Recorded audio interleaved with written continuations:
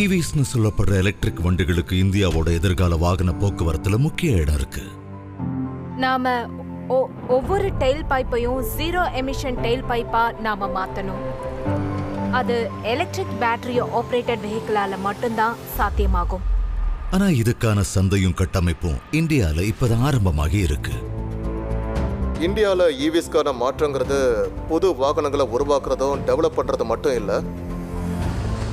இதுக்காக நிச்சயமா நாம ஒரு ஈகோ சிஸ்டத்தை உருவாக்கி ஆகணும். அது ஈவிஸ்க்கு மாற தடையா இருக்கிற சில விஷயங்களை உடைச்சு எறியணும். இந்தியால ஈவி டெக்னாலஜியை மெயின் ஸ்ட்ரீம்ல கொண்டு வரதுல டாடா மோட்டார்ஸ் முக்கிய பங்கு வகிக்கணும்னு முடிவு பண்ணாங்க. அப்படின்னா விலை, பெர்ஃபார்மன்ஸ் ரெண்டுத்திலையும் சமரசம் இல்லாத ஒரு ஈவியை உருவாக்கணும். இது பலரோட கண்களை திறந்துருச்சுன்னு சொல்லலாம். ஏன்னா அதோட சௌகரியமும் பெட்ரோல் செலவு குறையிறது மட்டும் இல்லை, அந்த ஈவியை ஓட்டும் போது இருக்கிற குஷியும் தான் மக்களை கவர்ந்திருக்கு. அதோட வரவேற்பும் இருக்கு. நேரத்தை விட வேகமா ஓட முயற்சி பண்ண டாடா மோட்டார்ஸோட கதை இது. ரிலீஸ் பண்ண அதிக நாள் எடுத்துக்கிட்டா காரை அறிமுகப்படுத்தும் போது அது மக்களுக்கு பயன் இல்லாம போயிடும். இந்தியால இந்தியர்களுக்காக ஒரு எலக்ட்ரிக் வாகனத்தை உருவாக்குன கதை இது. This is such a beautiful thing to be able to create electric vehicle within India. எதிர்காலம் ரொம்ப உற்சாகமா பிரகாசமா இருக்க போகுது.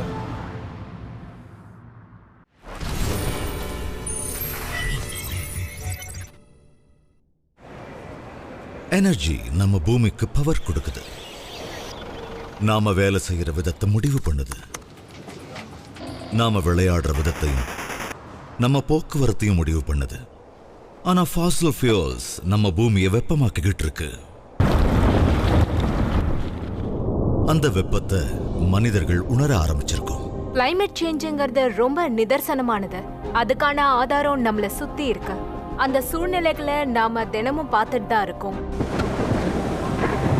காலம் தப்பின மழை, மோசமான வானிலை நிகழ்வு, இப்படி மோசமான நிகழ்வுகளோட அதிகமான எண்ணிக்கைன்னு நம்ம பார்த்துட்டு தான் இருக்கோம். Arabian sea, bay of Bengal, இந்த மாதிரி கடல் பரப்புகளை கவனிச்சா அங்க கடல் மட்ட வெப்பநிலை சர்வதேச சராசரி அளவை விட அதிகமாயிட்டு தான் இருக்கு. இதே மாதிரி இது தொடர்ந்தா இன்னும் மோசமான கடுமையான புயல், சூறாவளிகளை நாம எதிர்காலத்துல சந்திக்க வேண்டியதா இருக்கும். 2016 இந்தியா பாரிஸ் ஒப்பந்தத்துல கையெழுத்து போட்டுச்சு. இது தொழில் புரட்சிக்கு முன்னாடி இருந்த அளவோட ஒப்பிட்டு அதை விட புவியோட வெப்பத்தை 2 டிகிரிக்குள்ள கட்டுப்படுத்த போடப்பட்ட சர்வதேச ஒப்பந்தம். கிளைமேட் சேஞ்சுக்கு நாம கொடுக்கிற விலை உச்சபட்ச சமூக பொருளாதார பாதிப்பு தான். நம்ம ஜிடிபிய அது பாதிக்குது. இந்த மாற்றத்தை இனி நாம புறக்கணிக்கவே முடியாது. 2020 டெல்லியோட காற்று மாசால ஏற்பட்டிருக்கிற உற்பத்தி இழப்பு மட்டுமே 50,000 கோடி ரூபாய் இருக்குன்னு ஒரு அறிக்கை சொல்லுது. ஃபாசில் ஃபியூல்ஸ் பயன்பாடு நம்ம ஆரோக்கிய பிரச்சனைகளுக்கு காரணமா இருக்கு. உலகத்தோட அதிக மாசுபாடு இருக்கிற 15 நகரங்கள் பட்டியல்ல 14 நகரங்கள் இந்தியால தான் இருக்கு. இந்த முக்கியமான காரணத்துக்காக நாம ஒவ்வொரு டெயில் பைப்பையும் 0 எமிஷன் டெயில் பைப்பா மாத்தியாகணும். அது எலக்ட்ரிக் பேட்டரி ஆபரேட்டட் வெஹிக்கிளால மட்டுமே சாத்தியமாகும். எலக்ட்ரிக் வண்டிகளுக்கான அடிப்படை தொழில்நுட்பம் 100 ஆண்டு காலமா இருக்கு. ஆனா இன்டர்னல் கம்பஷன் என்ஜின்ஸோட ஒப்பிடும்போது பேட்டரிக்கான திறன் கம்மிங்கிறதால எலக்ட்ரிக் வண்டிகள் இவ்வளவு தூரம் தான் போகும்னு ஒரு எல்லை இருக்கு. நூற்றாண்டோட ஆரம்பத்துல ஃபோர்ட் மாடல் டீயோட அசம்பிளி லைன் கேஸ்லினால ஓடுற வண்டிகளுக்கான விலையை குறைச்சாங்க. எலக்ட்ரிக் வண்டிகளோட ஒப்பிடும்போது கேஸ்லின் கார்களை ரீஃபியூல் பண்றது ரொம்ப சுலபம். இதனால எலக்ட்ரிக் வாகனங்கள் குறிப்பிட்ட சிலருக்கான பரிசோதனை முயற்சி வாகனமா ஆச்சு. ஆனா கடந்த 10 வருஷங்கள்ல எலக்ட்ரிக் வண்டிகளுக்கான சந்தை கொஞ்சம் கொஞ்சமா வளர்ந்துகிட்டு இருக்கு. பேட்டரிஸோட திறன் அதிகமாச்சு. கார்களால வேகமாகவும் தூரமாகவும் போக முடிஞ்சது. விலையும் குறைய ஆரம்பிச்சது. 2010 உலகத்துல மொத்தமே 17,000 எலக்ட்ரிக் கார்கள் தான் இருந்தது. ஆனா 2019 இந்த எண்ணிக்கை 72 லட்சமா அதிகமாச்சு. எலக்ட்ரிக் வண்டிகளை பல பேர் பரவலா பயன்படுத்த ஆரம்பிச்சாங்க. ஆரம்பத்துல உலக அரங்குல இந்தியா கொஞ்சம் பின்னாடி தான் இருந்தது. இந்திய வாடிக்கையாளர்களும் பெரிய ஆர்வம் காட்டல. சில எலக்ட்ரிக் வண்டிகள் தான் உற்பத்தி ஆச்சு. 2015 இந்திய அரசாங்கம் அறிமுகப்படுத்தின ஒரு கொள்கையால எலக்ட்ரிக் வாகனங்களை தயாரிக்கிற வாங்குற செலவும் குறைய ஆரம்பிச்சது. இதோட எலக்ட்ரிக் வாகனங்களுக்கான சார்ஜிங்களுக்கான கட்டமைப்பை வேகப்படுத்தணும்னு ஒரு திட்டமும் வெளியாச்சு. 2016 புகை வெளியேற்ற வாகனங்களுக்கான விதிமுறைகளை அரசாங்கம் கடுமையாக்குச்சு. 2020க்கு அப்புறம் விற்பனையான எல்லா பெட்ரோல், டீசல், சிஎன்ஜி வண்டிகளும் BS6 விதிகளுக்கு உட்பட்டு தான் இருக்கணும்னு சட்டம் வந்துச்சு. BS4ல இருந்து BS6க்கு மாறினது மக்களுக்கு ஒரு பெரிய தாக்கத்தை ஏற்படுத்தியிருக்கு. இதனால உற்பத்தியாளர்களுக்கும் வாடிக்கையாளர்களுக்கும் செலவு அதிகமாச்சு. BS4ல இருந்து BS6க்கு மாறும்போது வண்டியோட விலை பாத்தீங்கன்னா ரொம்ப அதிகமாவே மாறும். அது எங்களுக்கு தெளிவாவே தெரியுது. இந்த கட்டத்துல தான் இந்தியா எலக்ட்ரிக் வாகனங்களுக்கு தயாராச்சு. 2017 இந்தியாவோட முக்கியமான உள்நாட்டு ஆட்டோமொபைல் நிறுவனமான டாடா மோட்டார்ஸ் ஏற்கனவே இருக்கிற பெட்ரோல், டீசல் வண்டிகளோட எலக்ட்ரிக் வண்டிகளையும் சந்தைக்கு கொண்டு வரணும்னு முடிவு பண்ணாங்க. பூனேலிருந்து 15 கிலோமீட்டர் தூரத்தில் இருக்கிற இண்டஸ்ட்ரியல் டவுன்ஷிப் தான் பிம்ப்ரி சின்ச்வாட். டாடா மோட்டார்ஸோட பிரம்மாண்டமான உற்பத்தி ஆலை இங்க தான் இருக்கு. இது கிட்டத்தட்ட 228 ஏக்கர் பரப்பளவுல ஒவ்வொரு வருஷமும் 2,25,000 கார்களையும் SUVஸையும் உற்பத்தி பண்ணுது. ஆனா எலக்ட்ரிக் வெஹிக்கிளை உருவாக்குறதுங்கிறது முற்றிலும் வேறுபட்ட ஒரு விஷயம். முதல் முறையா நாங்க ஒரு ஹை வோல்டேஜ் எலக்ட்ரிக் வண்டியை டெவலப் பண்றோம். அதனால எங்களுக்கு போதுமான அனுபவம் இல்ல, ரிஸ்க் நிறைய இருந்துச்சு. இதனால தான் டாடா மோட்டார்ஸ் புதுசா ஒரு காரை முதல்ல இருந்து செய்யறதுக்கு பதிலா ஏற்கனவே அவங்க கிட்ட இருந்த ஒரு மாடலை EVயா மாத்துறதுக்கு முடிவு பண்ணாங்க. ஆனா எந்த வண்டி? இதுக்காக டாடா ஒரு சர்வேயை ஆரம்பிச்சாங்க. அதுக்கு ப்ராஜெக்ட் மேங்கோன்னு பேரு. இதோட முடிவுகள்ல 3 விஷயங்கள் தெரிய வந்தது. ஒரே ஒரு கார் தான் இந்த 3 தேவைகளுக்கும் சரியா இருந்தது. அது அவங்களோட பெஸ்ட் செல்லர் நெக்ஸான். முதல்ல பெர்ஃபார்மன்ஸ். இந்தியாவில் எலக்ட்ரிக் வாகனங்களை பொறுத்த வரைக்கும் ஆஸ்பிரேஷனல் வண்டிகளை யாரும் பார்த்ததே இல்லை. இந்தியாவை பொறுத்த வரைக்கும் இதனுடைய வாடிக்கையாளர்களுக்கு இதை முதல் சாய்ஸாக இருக்கணும்னா அதோட பெர்ஃபார்மன்ஸை பொறுத்த வரைக்கும் ஆஸ்பிரேஷனில் இருக்க வேண்டியது முக்கியம். அப்படின்னா பெரிய பவர்ஃபுல்லான ஒரு ஸ்டேபிளான பாடி ரொம்ப ரொம்ப அவசியம். ரெண்டாவது ரேஞ்ச். ஒரு தடவை சார்ஜ் பண்ணா அந்த வண்டி எவ்வளவு தூரம் போக முடியுங்கிற கணக்கு.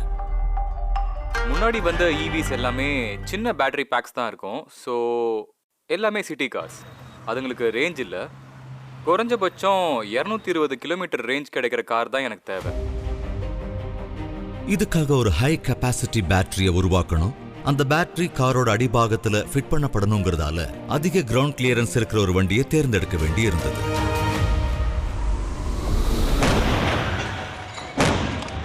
மூணாவது சேஃப்டி. அடிப்படை நெக்ஸான் கார் ரொம்ப பாதுகாப்பான கார்னு ஒரு ஸ்ட்ராங்கான இமேஜோட இருந்தது. பாத்தீங்கன்னா அந்த நேரத்திலேயே அது 5 ஸ்டார் ப்ராடக்ட் தான். இப்ப எந்த பக்கம் போகணுங்கிறது டீமுக்கு தெளிவாச்சு. கார் எவ்வளவு நல்லா இருக்குங்கிறது மட்டும் வெற்றி இல்லை, அது எவ்வளவு சீக்கிரம் விற்பனைக்கு வருதுங்கிறது தான் முக்கியம். ஏன்னா போட்டியாளர்கள் அவங்களோட எலக்ட்ரிக் வாகனங்களை தயார் பண்ணிக்கிட்டு இருந்த நேரம். டாடா மோட்டார்ஸ் எலக்ட்ரிக் வண்டிகளை ஒரு சவால் எடுத்துக்கிட்டாங்க. அதனால அதுல வேகமா அவங்க வேலை செஞ்சு அதுல முதல் ஆளா இருக்க வேண்டியது முக்கியமா இருந்துச்சு. ஸோ டாடா மோட்டார்ஸ் நெக்ஸான் EVயை அறிமுகப்படுத்தும் போது சந்தை போட்டி எல்லாத்தையுமே தாண்டி தெளிவா எங்கேயோ போயிட்டாங்கன்னு நினைக்கிறேன். அது லாஜிக்கலான முடிவுனாலும் ரிஸ்க்கும் இருந்தது. இந்தியாவில் EVஸ்க்கான மாற்றங்கிறது ஒரு புது வாகனங்களை உருவாக்குறதும் அல்லது டெவலப் பண்றது மட்டும் கிடையாது. இதுக்காக ஒரு புது ஈகோ சிஸ்டத்தையே உருவாக்கி ஆகணும். அது EVஸ்க்கு மாற தடையா இருக்கிற விஷயங்களை உடைச்சி எரிஞ்சாகணும். வரப்புற தடைகளை சமாளிக்க டாடா குழுமத்துக்குள்ளேயே ஒரு நிபுணர் குழு உருவாக்கணும்னு டாடா மோட்டார்ஸ் முடிவு பண்ணாங்க. பிரைஸுக்கும் பெர்ஃபார்மன்ஸுக்கும் சரியான அளவுல முக்கியத்துவம் இருக்கிற ஒரு வண்டியை உருவாக்குறதுல இருந்து அதுக்கான பேட்டரி தொழில்நுட்பம், சார்ஜிங் கட்டமைப்பு, நிதி உதவின்னு எல்லாத்துக்குமான குழுவா இருக்கணும்னு நினைச்சாங்க. டாடா யூனிவர்ஸ்ங்கிற கான்செப்டை டாடா குழுமத்துக்குள்ளேயே உயிர்ப்போட கொலாபரேட் பண்றதுக்கு ஒரு யூனிக் பிளாட்ஃபார்ம் கண்டிப்பா தேவை. இதுல இவி ஈகோ சிஸ்டத்தை உருவாக்குறதுக்கும் இந்தியாவில் எலக்ட்ரிக் வாகனங்களுக்கான தேவையை ஏற்படுத்த அதுல மற்ற டொமைனை சேர்ந்த நிபுணர்கள் இருப்பாங்க. ஆனா இந்த திட்டம் டாடா மோட்டார்ஸோட கூடாரத்திலிருந்து வெளியே வர்ற முதல் ஈவியை பொறுத்து தான் இருக்கு.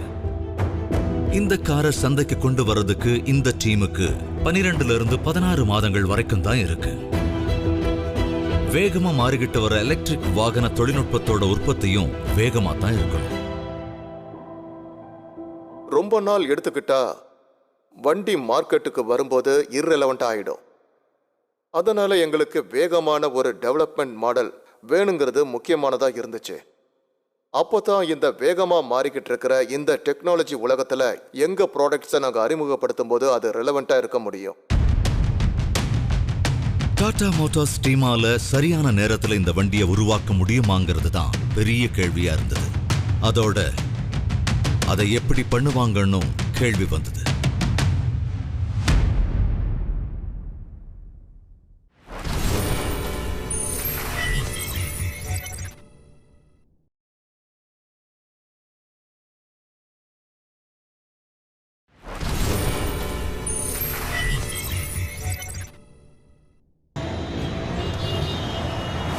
இந்தியாவோட எதிர்கால வாகன போக்குவரத்தே இவிஸ் தான். இந்த எதிர்காலத்தை வடிவமைக்கிறதுல ஒரு பங்கா இருக்கணும்னு டாடா மோட்டார்ஸ் அவங்களோட ரொம்ப பிரபலமான நெக்ஸான் ரக கார்களை ஈவியா மாத்தலான்னு 2018 முடிவு பண்ணாங்க.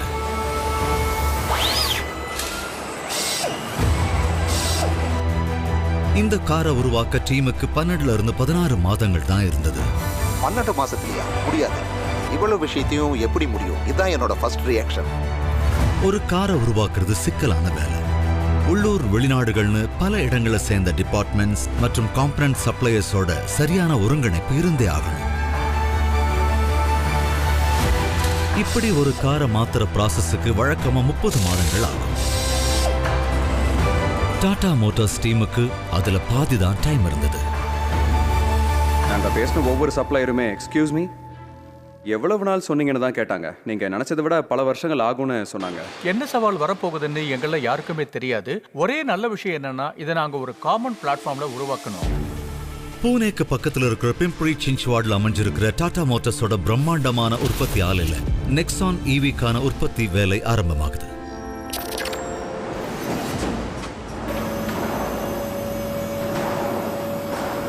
வண்டியோட பில்டிங் பிளாக்ஸை ஸ்டீல் ஷீட்டை வச்சு அச்சு மாதிரி எடுப்பாங்க.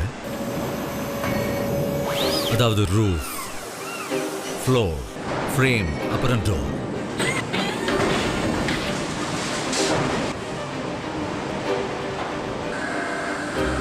ஒரு ஷேப்புக்கு வந்ததுக்கு அப்புறம் அது வெல்ட் ஷாப்புக்கு போகும். அங்க ஆட்டோமேட்டட் ரோபோட்ஸ் லேசஸை யூஸ் பண்ணி துல்லியமா சிங்க்ரோனைஸ்டா வெல்ட் பண்ணும்.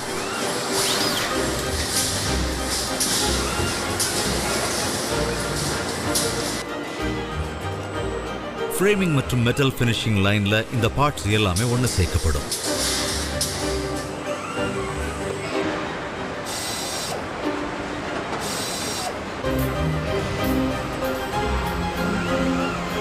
இந்த மெட்டாலிக் ஷெல்ஸுக்கு பாடி இன் ஒயிட்னு பேர். சுருக்கமா BIWன்னு சொல்லுவாங்க.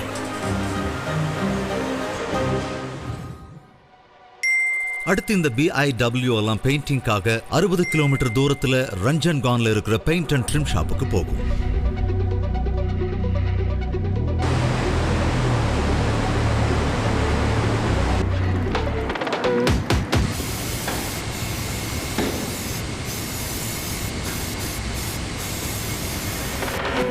டாடா மோட்டார்ஸோட டிசைன் லேப் ஈவிக்களுக்கான தனித்துவமான கலரை உருவாக்குனாங்க. டீல் எங்களுக்கு இன்ட்ரெஸ்டிங்கான ஒரு ஷேடா இருந்துச்சு. ஏன்னா ஒரே மாதிரி இருக்க வேண்டாம்னு நினைச்சோம். கிரீன்னு சொல்ல விரும்பல, ஓவரா மெசேஜ் சொல்ற மாதிரி இருக்கும். சன்லைட்ல இந்த கலரை பார்க்க ரொம்பவே நல்லா டீல் ரொம்ப யூனிக்கான கலர். அது எங்க எல்லா ஈவிஸோட பிராண்ட் கலரா மாறிடுச்சு. புதுசா பெயிண்ட் பண்ணப்பட்டிருக்கிற ஷெல்ஸை எல்லாம் ஸ்மூதன் பண்றதுக்கு பஃப் பண்ணுவாங்க. அதுக்கப்புறம் ட்ரிம் லைனுக்கு அனுப்பிடுவாங்க. இங்க தான் காருக்கான லைட்ஸ், விண்ட்ஷீல்ட்ஸ், பம்பர்ஸ் மற்றும் ஆக்சன்ஸ் எல்லாம் கிடைக்கும்.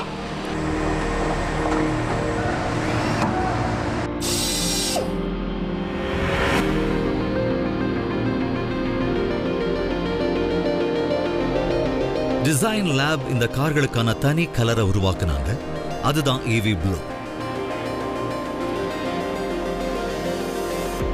இந்த EV ப்ளூ எலிமெண்ட்ஸை காருக்குள்ளேயும் பார்க்க முடியும். டேஷ்போர்டில், மல்டி இன்ஃபர்மேஷன் டிஸ்பிளேல, சென்டர் கன்சோல் பேனல்ல, இன்னும் சீட் கவரோட சின்ன சின்ன தையல்ல கூட அதை பார்க்க முடியும். ஃபர்ஸ்ட் ஜெனரேஷன் நெக்ஸான் ஒரு ஃப்ரெண்ட்லியான கார். ஈஸியா நல்லா இருக்கும், ஃப்ரெண்ட்லியா உங்களை தூண்டுற ஒரு காரா இருக்கும். அதை பார்க்கும்போது எவ்வளவு உறுதின்னு தெரியும்.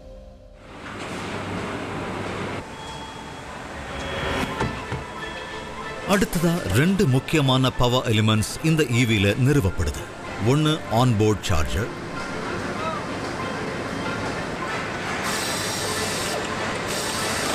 இன்னொன்னு பேட்டரியில இருந்து மோட்டருக்கும் கூலிங் சிஸ்டமுக்கும் எலக்ட்ரிக்கல் எனர்ஜியை கொண்டு போற ஹை வோல்டேஜ் கேபிள்ஸ்.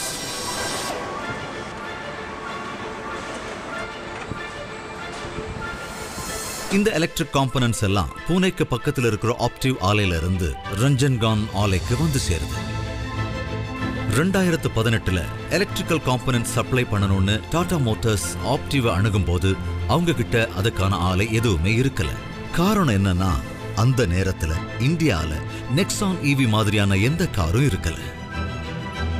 ஒரு டெக்னாலஜியை டெமோக்ரட்டைஸ் பண்ணணும்னா அது ட்ரெடிஷ்னல் இன்டர்னல் கம்பஷன் இன்ஜின்ஸோ இல்லை எலக்ட்ரிக்கல் வெஹிக்கிள்ஸோ அதுக்கு பெரிய அளவும் பெரிய எண்ணிக்கையும் தேவைப்படுது. நெக்ஸான் EVயோட உற்பத்தி விலையை குறைக்கிறதுக்காக இந்திய அரசோட ஃபேம் திட்டத்துல மானியம் கிடைக்கிற காரோட பாகங்களை இந்தியாவிலேயே தயாரிக்கணும்னு டாடா விரும்பினாங்க. 2018ல் நாங்கள் மட்டும்தான் இருந்தோம்.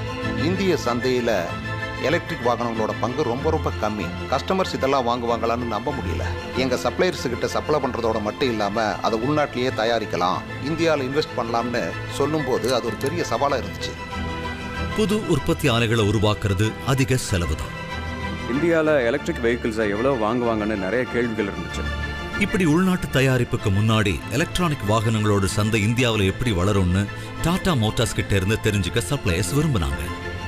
என்னோட ட்ரேடில் சப்ளை பேஸை மேனேஜ் பண்ணுற விஷயங்களை வாங்குறது வழக்கம். ஆனால் இங்கே இதோட பொட்டன்ஷியல் என்னன்னு அவங்கள கன்வின்ஸ் பண்ணுறதுக்கு ட்ரை பண்ணுறோம். முதல் முறையாக ஒரு விஷயத்தை பண்ணும்போது இதெல்லாம் செஞ்சுதாகணும்.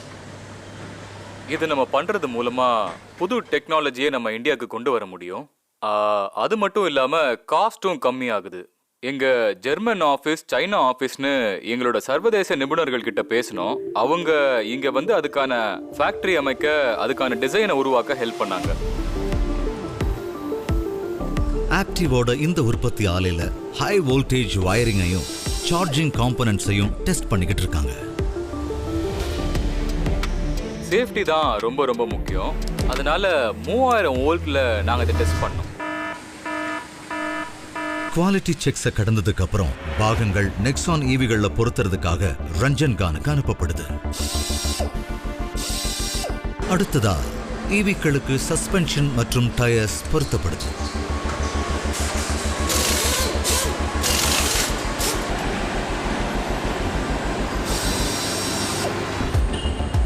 இந்த கட்டத்துல வாகனங்கள் கிளைடர்ஸ்னு அழைக்கப்படுது. அதுக்கப்புறம் பேட்டரி மற்றும் பவர் ட்ரெயின் தயாராகுது. இந்த கிளைடர்ஸ் பூனேல இருக்கிற டாடா மோட்டார்ஸோட முக்கிய கே பிளாக் உற்பத்தி நிலையத்துக்கு அனுப்பப்படுது. EV கார்களோட பேட்டரியும் பவர் ட்ரெயினும் தான் மற்ற எரிபொருள் வண்டிகள்ல இருந்து இதை தனித்துவமா காட்டுது. EVல மெக்கானிக் என்ஜினுக்கு பதிலா ஒரு எலக்ட்ரிக் மோட்டார் தான் பவர் கொடுக்கும். எரிபொருளை எரிக்கிறதுக்கு பதிலா பேட்டரி எனர்ஜியை சப்ளை பண்ணும். EVல மோட்டாரை இன்ஸ்டால் பண்றது மூலமா பவர் ட்ரெயின் அசம்பிளி ஆரம்பமாகுது. சாதாரண வண்டிகளை விட எலக்ட்ரிக் வண்டிகள் ரொம்ப மெதுவா போகும்னு நினைச்சிட்டு இருந்த இந்த கஸ்டமர்ஸுடைய எண்ணம் இன்னொரு பெரிய சவாலா இருந்துச்சு. அந்த சவாலை உடைக்கிறதுக்கு டாடா மோட்டார்ஸ் ஒரு புது ஐடியாவை கொண்டு வந்தாங்க. நாங்க அதுக்கு புது ஏர்மாரா கொண்டு வந்தோம். சிப்ட்ரான் டெக்னாலஜிக்கு கீழே உருவாக்கின இந்த புது EVஸோட திறன் சாதாரண IC வண்டிகளோட கம்பேர் பண்ணும்போது அது அதிக திறன் வாய்ந்ததாகவும் அதிக சௌகரியம் உள்ளதாகவும் இருக்கும். அதோட திறன் ரொம்ப அபாரமானது. இன்னைக்கு எங்க கிட்ட இருக்கிற இந்த 95 கிலோவாட் மோட்டார் இருக்கு இல்லையா, அது ஏற்கனவே எங்க கிட்ட இருந்த ரெடிமேட் மோட்டார் தான். அது சரியா பொருந்திருக்கான்னு உறுதிப்படுத்துறோம். அசம்பிளி லைன்ல ஒவ்வொரு மோட்டார்லயும் கிரேடில்னு ஒண்ணு வைப்பாங்க. இந்த கிரேடில் தான் on board charger, DC to DC converter and power distribution யூனிட்னு எல்லாத்தையும் சப்போர்ட் பண்ணும். இந்த வயரிங் ஹார்னஸஸ் வண்டிக்கு தேவையான பவர் சப்ளையை கொடுக்கும்.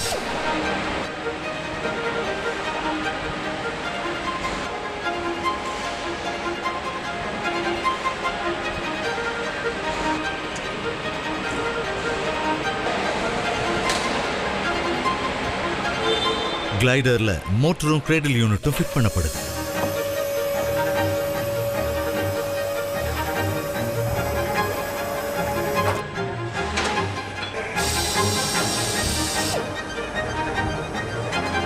மோட்டருக்கு பவர் வரும்போது அதுக்கு இன்ஸ்டன்டா டார்க் கிடைக்கும். இதனால 10 செகண்டுக்குள்ள கார் 0ல இருந்து 100 கிலோமீட்டர்ஸ் வேகத்துக்கு போயிடும்.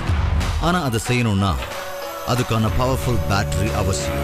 அதுதான் நெக்ஸான் ஈவியோட பெர்ஃபார்மன்ஸ்க்கு முக்கியம். இந்த டீம் எப்படி பேட்டரியை டிசைன் பண்ணாங்க? அதை இவ்வளவு குறுகிய காலத்துல டெவலப் பண்றது சாத்தியமா?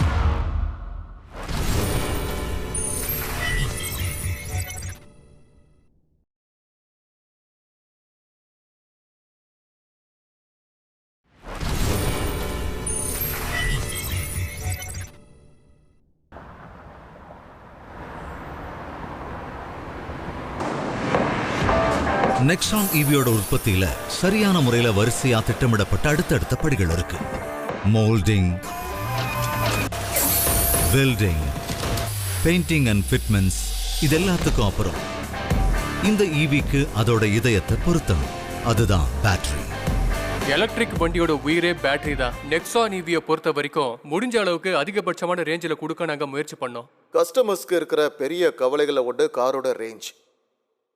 கஸ்டமர்ஸ்க்கான சர்வே நடத்தும் போது அவங்களுக்கான கம்ஃபர்டபுள் ரேஞ்ச் என்னன்னு நாங்கள் கேட்டோம். அப்போ குறைந்தபட்சம் 200 கிலோமீட்டர் ரேஞ்ச் அவங்களுக்கு தேவைன்னு எங்களுக்கு அந்த சர்வே மூலமா தெரிய வந்துச்சு. ஸோ சிப்ட்ரான் தொழில்நுட்பம் மூலமா நாங்கள் குறைந்தபட்சம் 250 கிலோமீட்டர் ரேஞ்சை உறுதியா தர முடியுங்கிறத ப்ராமிஸ் பண்ணிக்கிறோம். சும்மா ரஃபா கால்குலேட் பண்ணாலும் காருக்குள்ள 30 கிலோவாட் எனர்ஜி இருந்தாகணும். கார்ல ஒரு குறிப்பிட்ட ஸ்பேஸ் அளவை பேட்டரி எடுத்துக்கும். அதனால எடையும் கூடும். இதுதான் கஸ்டமர்ஸோட முக்கியமான 2 கவலைகளை தீர்மானிக்கும். ஒன்னு ரேஞ்ச், இன்னொன்னு விலை. இவைகளை டெவலப் பண்றதுக்கு டைமும் ஆகும். ஆனா அந்த அளவுக்கு டைம் இப்போ இந்த டீமுக்கு இல்ல. இந்த பிளானுக்கான முழுமையான நேரம் எவ்வளோ ஆகும்னு பார்த்தோம். ஒரே நேரத்தில் 2-3 விஷயங்களை செய்யறது மூலமா தான் இந்த நேரத்தை சுருக்க முடியும். நெக்ஸான் ஈவிக்கான டீம்ல ஆட்கள் நிறைய சேர்க்கப்படல. எல்லா டீம் மெம்பர்ஸும் பூனேவுக்கு ஷிஃப்ட் பண்ணப்பட்டாங்க. அதோட கோர் டீம் ஒவ்வொரு நாளும் கலந்து ஆலோசிப்பாங்க. டெய்லி ஒர்க் மேனேஜ்மெண்ட் மீட்டிங்ஸ், அதாவது DWMனு நாங்கள் சொல்ற மீட்டிங்கோட முக்கியத்துவம் ரொம்ப அதிகம். ஏன்னா இந்த திட்டத்தில் சம்பந்தப்பட்ட முக்கியமான ஆட்கள் எல்லாருமே ஒரு இடத்துல கூடி ஒரு பிரச்சனை இன்னொரு விஷயத்தை அம்சத்தை எப்படி பாதிக்குதுங்கிறத பார்த்து அந்த பிரச்சனையை ஒவ்வொன்றா தீர்த்து வைப்பாங்க. காருக்கான வெவ்வேறு டிசைன்ஸை கம்ப்யூட்டர் எய்டட் டிசைன் அல்லது CAD பிளாட்ஃபார்ம்ல உருவாக்குனாங்க. பேட்டரி எவ்வளவு பெருசா இருக்கும், அது காருக்குள்ள எப்படி ஃபிட் ஆகும்னு பல விஷயங்களை புரிஞ்சுக்கிறதுக்காக டீம் சிமுலேஷன்ஸ் ரன் பண்ணாங்க. பேட்டரி டிசைன்ல மாற்றம் இருந்தா அது வண்டியை ஓட்டுற டைனமிக்ஸை எப்படி பாதிக்கும்னு தெரிஞ்சுக்கணும். இது டெவலப்மெண்ட் ப்ராசஸை வேகப்படுத்துச்சு. எங்களோட முதல் புரோட்டோடைப்ஸ் ரெடியாகும் போதே கார் எப்படி இருக்க போகுதுன்னு எங்களுக்கு உறுதியா தெரிஞ்சிருச்சு. இந்த பேட்டரி உண்மையா கார்ல எப்படி ஃபிட் ஆகும்னு என்ஜினியர்ஸ் தெரிஞ்சுக்க விரும்பினாங்க. ஆனா பேட்டரி தயாராகல.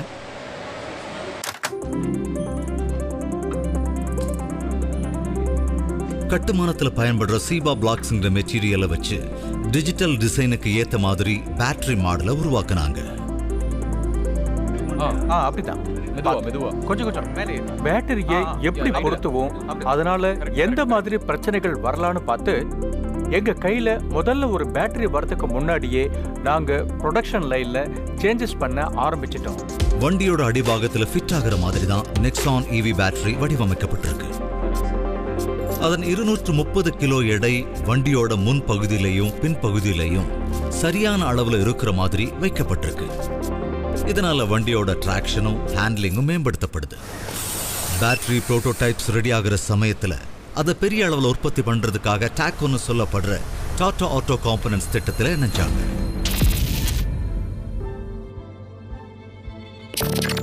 இப்போ தேவையான பெர்ஃபார்மன்ஸ், டியூரபிலிட்டி அண்ட் சேஃப்டி டெஸ்ட்டை இவங்க செய்வாங்க. பல மாடியூல்ஸா பேக் பண்ணப்பட்ட லித்தியம் அயன் செல்ஸ் இந்த பேட்டரி பேக்குக்குள்ள இருக்கு. ஒவ்வொரு மாடியூல்லையும் கூலிங் லைன்ஸும் ஃபிட் பண்ணப்பட்டிருக்கு.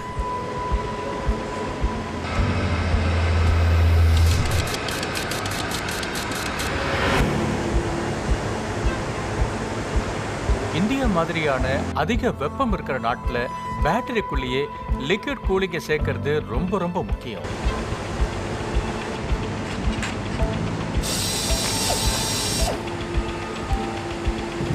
அளவுக்கு அதிகமான டெம்பரேச்சர்ல பேட்டரி அதோட திறனை இழக்குது. ராஜஸ்தான் மாதிரியான மாநிலங்கள்ல கோடை காலத்துல வெப்பம் 50 டிகிரியையும் தாண்டி போகும். சார்ஜ் ஆகும் போதும் சார்ஜ் இறங்கும் போதும் பேட்டரிஸ் இயற்கையாவே வெப்பத்தை வெளியேற்றும். இதனால பேட்டரி சிறப்பா வேலை செய்ய அது கூலான ஒரு டெம்பரேச்சர்ல இருக்கணும். அந்த மாதிரியான கண்டிஷன்ஸ்லையும் காரோட பர்ஃபார்மன்ஸ் சரியா இருக்கணும்னா பேட்டரி லிக்விட் கூலிங் ரொம்ப ரொம்ப முக்கியம். அது பர்ஃபார்மன்ஸையும் பேட்டரி நீண்ட நாள் உழைக்கிறதையும் பார்த்துக்கும். ஈரமான இந்திய சாலைகள்ல எலக்ட்ரிக் கார்ஸை எப்படி ஓட்ட முடியுங்கிற கஸ்டமர்ஸோட சந்தேகமும் ப்ராஜெக்ட் மேங்கோ மூலமா தெரிய வந்தது. தண்ணியிலையோ இல்ல நீர் பரப்புலையோ ஒரு எலக்ட்ரிக்கல் சிஸ்டத்துக்குள்ள இருக்கும்போது என்ன ஆகுமோங்கிற மக்களோட பயத்தையும் நாங்க போக்கி ஆகணும். இதனால தங்களுக்கு ஷாக் அடிக்குமா, அடிபடுமான்னு மக்கள் சில பேர் பயந்தாங்க. இதுக்கான தீர்வு தண்ணீர், ஈரப்பதம் மற்றும் தூசிகள்ல இருந்து பாதுகாப்பா இருக்கிற மாதிரி பேட்டரியை சீல் பண்றதுதான். அப்பதான் IP67 ரேட்டிங் கிடைக்கும்.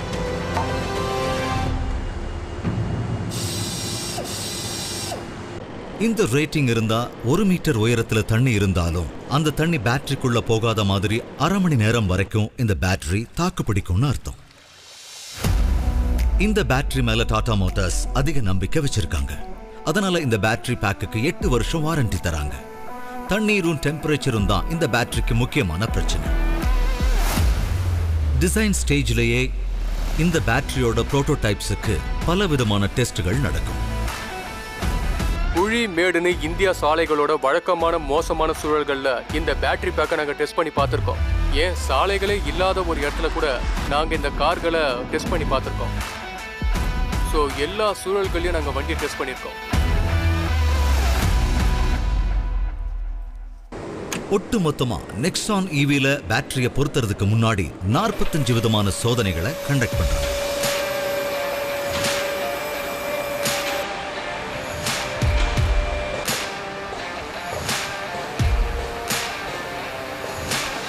ஒரு லிஃப்ட் வண்டியோட அடிபாகத்துக்கு பேட்டரியை ரைஸ் பண்ணுது.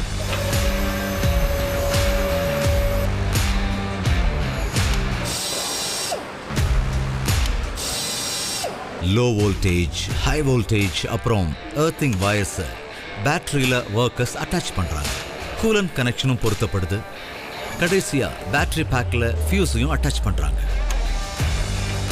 இப்ப இந்த பேட்டரிக்கு பவர் கொடுத்து இந்த கார் ரோட்ல சரியா இருக்கான்னு டெஸ்ட் பண்ண போறாங்க.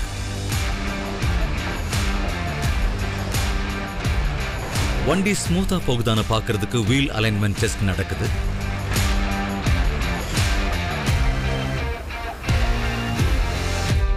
ரோல் அண்ட் பிரேக் செக் பண்ணி பிரேக் சரியா இருக்கான்னு பார்க்கறாங்க.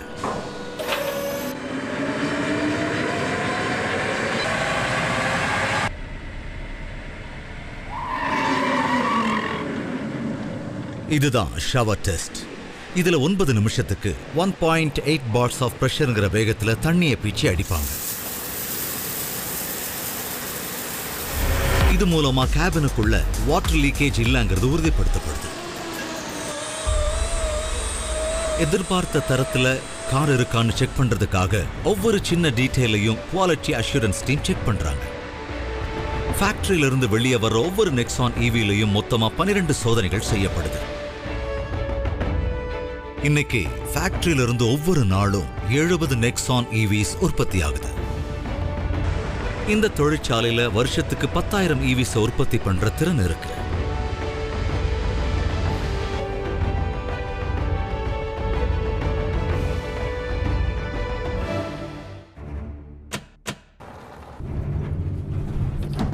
இன்னோவேட்டிவ் இன்ஜினியரிங்கை பயன்படுத்தி குறுகிய காலகட்டத்தில் இந்த டீம் நெக்ஸான் ஈவியை உருவாக்கியிருக்காங்க.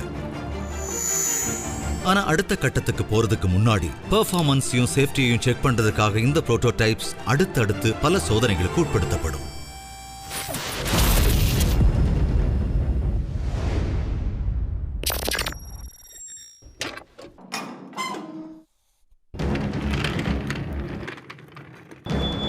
கிராஷ் டெஸ்ட்ல இருந்து இது ஆரம்பமாகும்.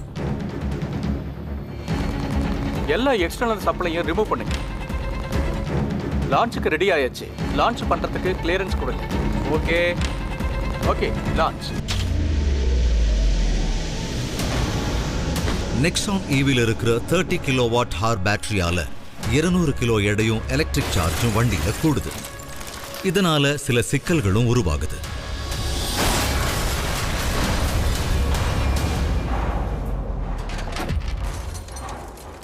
ஷார்ட் சர்க்கியூட்னா பிரச்சனை வருமா?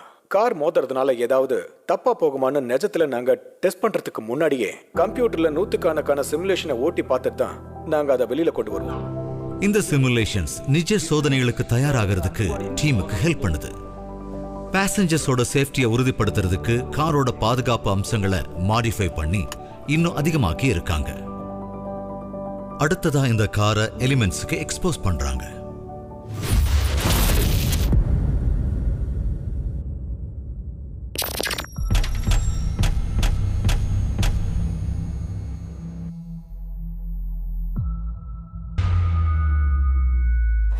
வெஹிக்கிளை ஸ்டார்ட் பண்ணுங்க. இந்த ஹாட் சேம்பர்ல டெம்பரேச்சர் 50 டிகிரி செல்சியஸ் வரைக்கும் வச்சு ஈவியோட பெர்ஃபார்மன்ஸை மெஷர் பண்ணுவாங்க.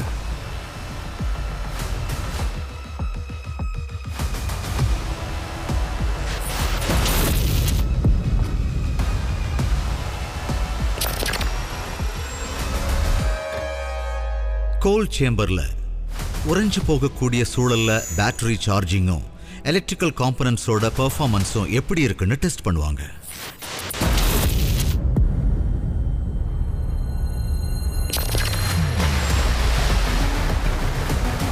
வாட்டர் வெய்டிங் டெஸ்ட்ல காரை தண்ணீருக்குள்ள செலுத்தி பேட்டரியோட IP67 ரேட்டிங்கை டெஸ்ட் பண்ணுவாங்க.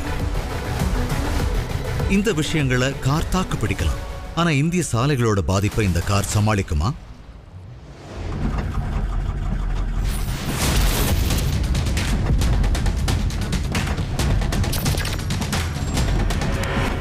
அடுத்த 4 போஸ்டர் டெஸ்ட்ல ஹார்ஷ் ரோட் கண்டிஷன்ஸ்ல சிமுலேட் பண்ணி சஸ்பென்ஷனை டெஸ்ட் பண்ணுவாங்க.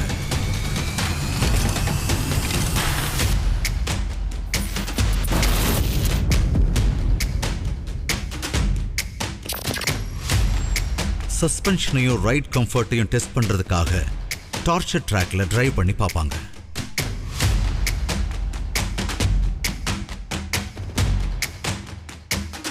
அதுக்கப்புறம் செங்குத்தான இடங்கள்ல ஏற முடியுதான்னு பார்க்கறதுக்காக உயரமான இடங்கள்ல ஓட்டி பார்ப்பாங்க.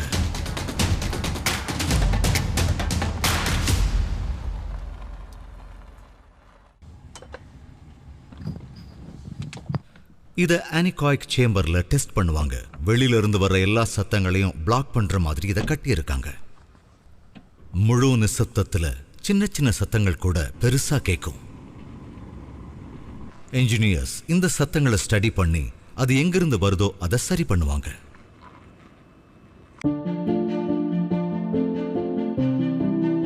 இன்னும் ட்ரீக் பண்ணி வலிமையாக்கி கார் பல டெஸ்ட்டை தாண்டி இந்திய சந்தையில அறிமுகமாக தயாராயிருக்கு.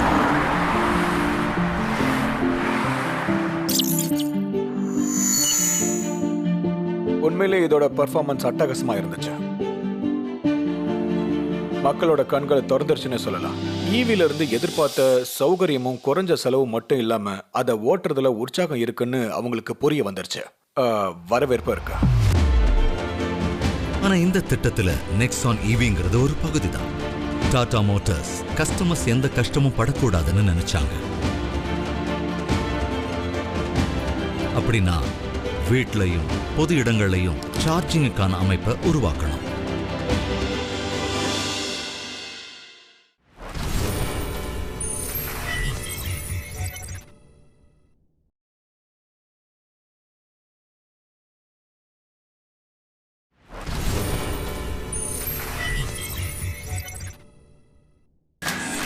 இந்தியாவோட எலக்ட்ரிக் வாகன சந்தையை வளர்க்கிற லட்சியத்தோட டாடா மோட்டார்ஸ் இருக்காங்க.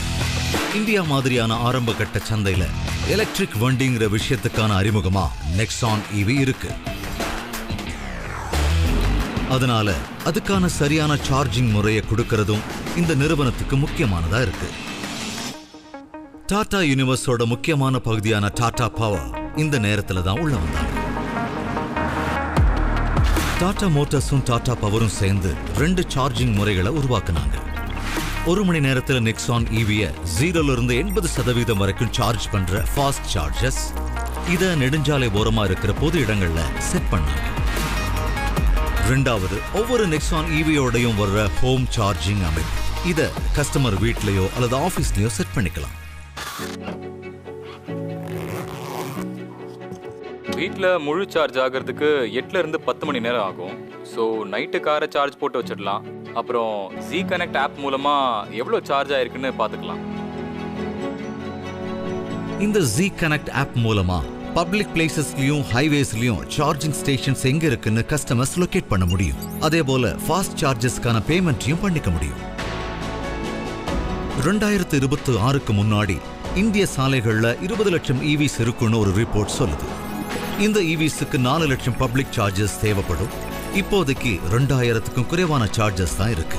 அப்படின்னா அடுத்த 5 வருஷங்கள்ல இந்த சார்ஜிங் கட்டமைப்பு 200 மடங்கு அதிகமாக ஆகும். டாடா மோட்டார்ஸும் டாடா பவரும் ஒன்னா சேர்ந்து பல்வேறு நகரங்களையும் நெடுஞ்சாலைகளையும் சார்ஜஸை இன்ஸ்டால் பண்ண ஆரம்பிச்சாங்க. இந்த விஷயத்தில் நாங்கள் டாடா மோட்டார்ஸோட நெருக்கமாக இருந்து வேலை செய்கிறோம். எங்கெல்லாம் சார்ஜர்ஸை வைக்க முடியும்னு சரியான இடங்களை, ஹவுசிங் காம்ப்ளெக்ஸை, பொது இடங்களை ஐடென்டிஃபை பண்ணுறோம். இப்படி எங்கெல்லாம் சார்ஜர்ஸை வைக்க முடியும்னு பார்த்துக்கிட்டு இருக்கோம். அப்புறம் டீலர்ஸ் இந்த வண்டிகளை விற்கிற நேரத்தில் அதுக்கு தேவையான விஷயங்கள் களத்தில் கண்டிப்பாக இருக்குங்கிறத நாங்கள் எல்லாருக்கும் உறுதிப்படுத்துகிறோம். 2 ஊர்களுக்கு நடுவில் இருக்கிற காஃபி ஷாப்ஸ், தாபாஸ், ஃபுட் கோர்ட்னு பல இடங்களை ஐடென்டிஃபை பண்ணியிருக்கோம். மக்கள் இந்த இடங்களுக்கெல்லாம் போகும்போது அவங்க அங்கே நேரத்தை செலவிடும் போது அப்போ அவங்க வண்டியும் சார்ஜ் பண்ணிக்கிற மாதிரி நாங்கள் அந்தந்த இடங்களோட ஒப்பந்தம் போட்டிருக்கோம்.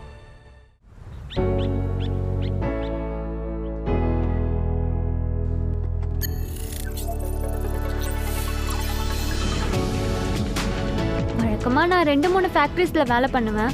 ஸோ ஜலந்தர், நர்வானா, அப்புறம் டெல்லியோட NCR ஏரியாவில் இருக்க சில சிட்டிஸ். ஸோ நான் டெய்லி பயணிக்கிற தூரம் எவ்வளோன்னு பார்த்தீங்கன்னா 180லேருந்து 200 கிலோமீட்டர்ஸ்.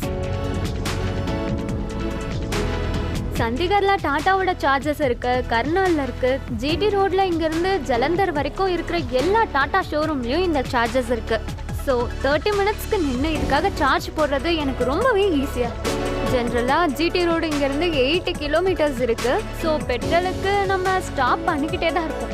நான் ஒரு டீக்காக நின்று ஒரு 30 மினிட்ஸ் இதுக்காக சார்ஜ் பண்ணேன்னா என்னோட வீட்டுக்கு நான் ஈஸியாக போயிடுவேன் சேஃபாக. இப்போதைக்கு 600+ சார்ஜஸ் வச்சுருக்கோம். இந்த வருஷத்துக்குள்ள அது 3000+ மாறும். நம்பக்கூடிய உடனே கிடைக்கக்கூடிய சார்ஜிங் நெட்வொர்க் இருந்தா EVs மெயின் ஸ்ட்ரீம்ல வரதுக்கான முக்கியமான ஒரு தடை வர்ற வருஷங்கள்ல நீங்கும். அதே சமயத்துல இந்தியாவில் ஈவிக்களுக்கான எதிர்காலம் எப்படி இருக்கும்? இந்தியாவில் எலக்ட்ரிக் வெஹிக்கிள் டெக்னாலஜியை மெயின் ஸ்ட்ரீம் ஆக்கிறதுக்கான லட்சியத்தோட டாடா மோட்டார்ஸ் இருக்காங்க. தேசம் எலக்ட்ரிக் மயமாகிறதுக்கு இவங்க உதவுறாங்க. 2030க்குள்ள ஈவிக்கு மாறியாகணுங்கிற இந்திய அரசோட லட்சியத்துக்கு ஈடான லட்சியம் இது. 2030 வாக்குல சந்தையில விற்பனையாகிற 30% தனியார் கார்கள் எலக்ட்ரிக்கா இருக்கணுங்கிறது அரசாங்கத்தோட இலக்கு. இன்னைக்கு நம்ம ஊர்ல 0.1 மில்லியனுக்கும் குறைவான எலக்ட்ரிக் வண்டிகை தான் இருக்கு இல்லையா? ரைட்.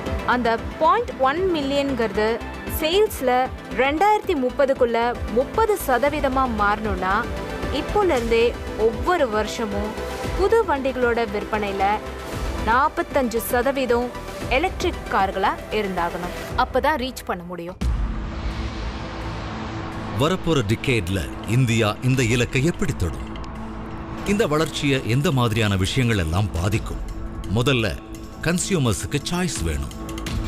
இன்னொரு முக்கியமான விஷயம், வழக்கமான இன்டர்னல் கம்பஷன் என்ஜின்ஸ் வண்டிகளோட கம்பேர் பண்ணும்போது ஈவிக்களோட விலை ஒரு தாக்கத்தை உண்டாக்கும்.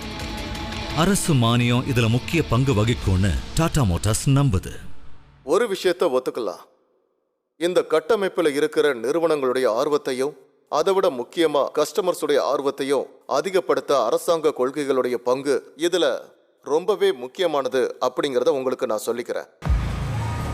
ஈவியோட விலையில 30% பேட்டரியோட விலை தான். அதனால பேட்டரி உற்பத்தி விலை ரொம்ப ரொம்ப முக்கியம். ஆனா அதுவும் வேகமா குறைஞ்சுக்கிட்டு வருது. 2010 1 கிலோவாட் ஹாருக்கு $1120 இருந்த விலை 2020 $137 குறைஞ்சிருக்கு. இது 89% விலை வீழ்ச்சி. ஐசிஇ வழக்கமான வண்டிகளோட கம்பேர் பண்ணும்போது விலை குறைஞ்சுக்கிட்டு வர டெக்னாலஜியும் அரசாங்கத்தோட மானியமும் சேர்ந்து ஈவியோட ஒட்டுமொத்த விலை ஏற்கனவே பெரிய தாக்கத்தை ஏற்படுத்தி இருக்கு. இப்போ பார்த்தீங்கன்னா நான் 6 மாசத்துல 15,000 கிலோமீட்டர்ஸ் ஓட்டிருக்கேன். இந்த பாயிண்ட்ல நான் டீசல் செலவை வந்து 1.5 லேக் வந்து சேவ் பண்ணியிருக்கேன். இப்படியே போச்சுன்னா 3 வருஷம் வச்சுக்கிட்டாலும் நான் 9 லட்சம் சம்பாரிச்சிடுவேன். இது எனக்கு ரொம்ப பெரிய அமௌண்ட். எனக்கு ரொம்பவே சந்தோஷமா இருக்கு. இந்தியா மாதிரியான ஒரு தேசத்துல கஸ்டமர்ஸுக்கு இருக்கிற லட்சியத்துக்கும் ஆசைக்கும் செலவுக்கும் ஏத்ததா இருக்கிற மாதிரியான வண்டிகள் ரொம்ப அவசியம். ஈவியோட விலைகள் குறையும் போது புது டெக்னாலஜி மேல கஸ்டமருக்கு இருக்கிற நம்பிக்கை அதிகமாகும். வண்டிகளை சார்ஜ் பண்றதுக்கான இன்ஃப்ராஸ்ட்ரக்சர் இன்னும் வளரும் போது ஈவின்னு சொல்லப்படுற இந்த எலக்ட்ரிக் வண்டிகளுக்கு மாறியாக வேண்டிய ஒரு கட்டத்தை இந்தியா எட்டுங்கிறதுல சந்தேகம் இல்லை. டெக்னாலஜி அம்சங்கள், விலை, டிரைவிங் ரேஞ்சுன்னு எல்லாத்துலயும் சரியான அளவுல இருக்கிற ஈவிஸ் அறிமுகப்படுத்துற பிளான்ல தான் இப்ப நாங்க இருக்கோம். இந்த பேலன்ஸை மட்டும் நாங்க கொண்டு வந்துட்டோம்னா இந்தியாவில் ஈவிஸ் தான் மக்களுடைய பிரதான ஒரு சாய்ஸா இருக்க முடியும். எதிர்காலம் ரொம்ப உற்சாகமாகவும் பிரகாசமாகவும் இருக்க போது ஒரு புரட்சியை எப்படி ஆரம்பிக்கணுங்கிற கதை தான் நெக்ஸான் ஈவியோட கதை. வாழ்க்கையில ஒரு தடவை மட்டுமே நடக்கக்கூடிய மாற்றம் அது ஒட்டுமொத்த போக்குவரத்து துறையையே மாற்ற போகுது. அந்த மாற்றம் நம்ம தேசத்தை, நம்ம ஆரோக்கியத்தை, நம்ம சுற்றுச்சூழலை வலிமையானதா மாற்றுங்கிறதுல எந்த சந்தேகமும் இல்லை.